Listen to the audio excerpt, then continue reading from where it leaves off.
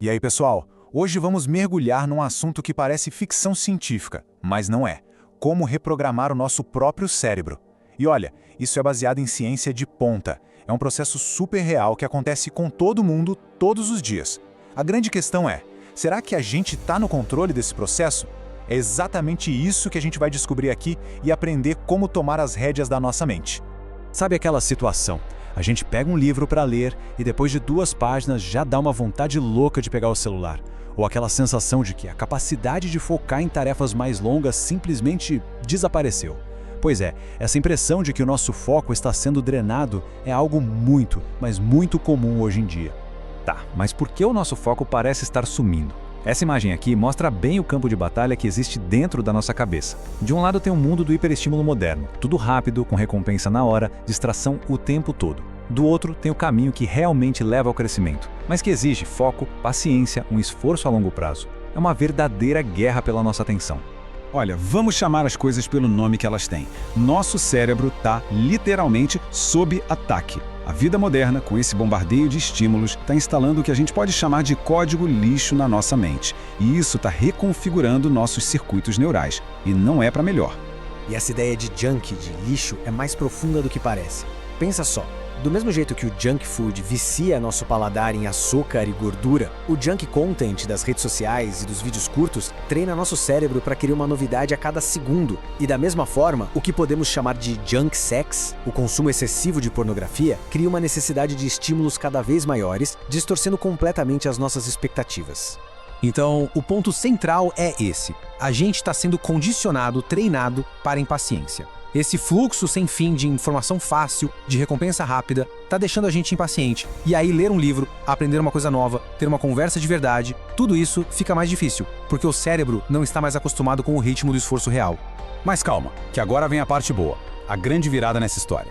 Se o cérebro pode ser programado para o mal, ele também pode e deve ser reprogramado para o bem. E a ciência por trás disso é um dos conceitos mais poderosos que existem, a neuroplasticidade. E isso é simplesmente sensacional. Neuroplasticidade significa que o cérebro não é uma estrutura fixa, engessada. Ele é tipo uma massa de modelar que está o tempo todo sendo moldada pelas nossas ações, pensamentos, experiências. E o mais legal, isso não para na infância, acontece durante a vida inteira. Para ficar mais fácil de entender como usar esse poder, vamos pensar num computador. O cérebro seria o hardware. A estrutura física, os neurônios, é basicamente igual para todo mundo. Já a mente, a mente é o software. São os programas que rodam, as crenças, os hábitos, e a parte mais importante é essa. O software pode ser atualizado, desinstalado e reescrito. E isso nos leva a uma ideia muito poderosa que está nessa frase. Usar a neuroplasticidade a nosso favor não acontece por acaso. Não é sorte, não é genética, é uma escolha. É decidir focar em algo com tanta intensidade que o nosso cérebro simplesmente não tem outra opção a não ser se reorganizar para nos ajudar a chegar lá. É construir de propósito a ponte para os nossos sonhos. Só que como a gente falou, a neuroplasticidade é uma faca de 2 gumes. Antes de construir as coisas boas, a gente precisa entender o que está destruindo. Existem hábitos que ativamente enfraquecem e reprogramam o nosso cérebro para o lado negativo. O primeiro, e talvez o pior deles, é o sedentarismo. E por quê? Porque nosso cérebro evoluiu em um corpo que se move. O movimento leva sangue, libera substâncias que fazem os neurônios crescerem, ajuda a regular o humor. Quando a gente fica parado, a gente está literalmente negando ao nosso cérebro a química que ele precisa para funcionar bem. Isso aumenta o risco de quase todas as doenças cerebrais, inclusive a depressão. É, sem dúvida, uma via expressa para a degradação. E logo depois vem o combustível que a gente coloca no motor. Comida ultraprocessada, cheia de açúcar, é como um veneno para o cérebro. Ela causa uma inflamação crônica, que é tipo um fogo baixo queimando e danificando as células cerebrais. E pior, ela sequestra nossos circuitos de dopamina, igualzinho uma droga, viciando a gente em comidas que, na verdade, nos deixam mais lentos, com menos foco e com a mente mais confusa. Beleza, já entendemos o problema e as causas. Agora vamos para a parte que realmente interessa, as soluções. Vamos olhar agora para as ferramentas de reconstrução e ver como a gente pode, na prática, construir um cérebro mais forte, focado e resiliente. Pois é, se ficar parado destrói, se movimentar constrói. A atividade física é tipo um adubo para o cérebro. Ela aumenta a produção de uma molécula chamada BDNF, que basicamente ajuda a construir novos neurônios. O resultado é uma memória melhor, mais foco e mais resiliência emocional. Resumindo, o cérebro de uma pessoa ativa simplesmente funciona melhor em todos os sentidos. Olha, essa frase pode até parecer meio radical, né? Mas ela tem um fundo de verdade gigantesco. Pensa na última vez que a ansiedade bateu ou o desânimo apareceu. E aí foi feita uma caminhada ou um treino. A mudança no estado mental é quase que na hora. Mexer o corpo não é só bom para os músculos, é essencial para a mente funcionar bem. Ignorar isso é ignorar um pilar do nosso bem-estar. E a lista continua, com coisas tipo aprender um instrumento musical, que ativa o cérebro de uma forma global. Mas o ponto principal, a ideia que conecta tudo isso, é a seguinte: o crescimento de verdade acontece quando a gente sai da zona de conforto. Nosso cérebro não muda quando a gente faz o que é fácil. Ele muda quando a gente o desafia, quando a gente se esforça para entender algo difícil ou aprender um movimento novo. O desconforto é o sinal de que a reprogramação está acontecendo.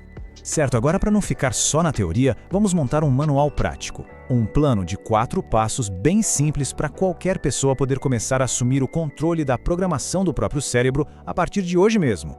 Então, vamos lá. Passo 1. Alimente seu cérebro com comida de verdade. Passo 2. Movimente seu corpo, com consistência. Passo 3. Abrace o desconforto. Em vez de escolher um entretenimento fácil, passivo, escolha um desafio ativo. Pega aquele livro mais difícil ou começa a praticar aquela habilidade que sempre quis. E passo 4. Pratique meditação. Começa com poucos minutos por dia, já é o suficiente para treinar o músculo do foco. E para ninguém achar que isso é coisa de outro mundo ou que demora uma vida, olha só. Estudos mostram que a prática consistente de meditação mindfulness pode gerar mudanças positivas e mensuráveis no cérebro em cerca de 8 semanas. É um prazo super realista e totalmente alcançável. E tudo isso que a gente conversou leva a uma ideia final que é, sinceramente, libertadora.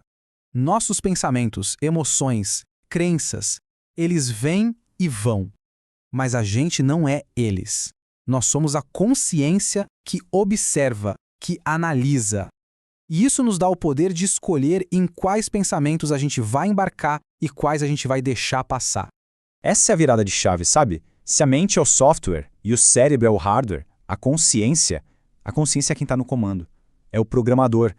Nós temos a capacidade de dirigir essa reprogramação, de escolher qual software a gente quer que rode na nossa mente. E assim, a pergunta final que fica no ar é essa. Hoje, nesse exato momento, quem é que está realmente no controle do cérebro? São os algoritmos, os impulsos, a preguiça do conforto? Ou somos nós, os programadores, escolhendo conscientemente como moldar a ferramenta mais poderosa do universo? A escolha, como sempre, é nossa. A neurociência já provou que o seu cérebro muda todos os dias com base nas suas escolhas. O conforto imediato das redes sociais pode ser sedutor, mas ele cobra um preço altíssimo na sua saúde mental e no seu foco. Agora a decisão está nas suas mãos. Qual é a tarefa difícil, mas necessária, que você vai começar a fazer hoje para fortalecer o seu cérebro? E qual é aquele vício em dopamina barata que você vai tirar da sua rotina? Desce aí nos comentários, digita a frase "Eu assumo o comando" e me conta qual vai ser o seu primeiro passo prático nessa reprogramação de 8 semanas que eu pus para você. Eu vou ler e responder os comentários de quem está realmente comprometido a mudar de vida. Um abraço e até o próximo vídeo. E não esquece de passar e visitar o nosso site www.felizmentesaudável.com.br. Cada dia a gente tem coisas novas lá sobre saúde mental, sobre vida mais feliz. Um abraço. Curte aí!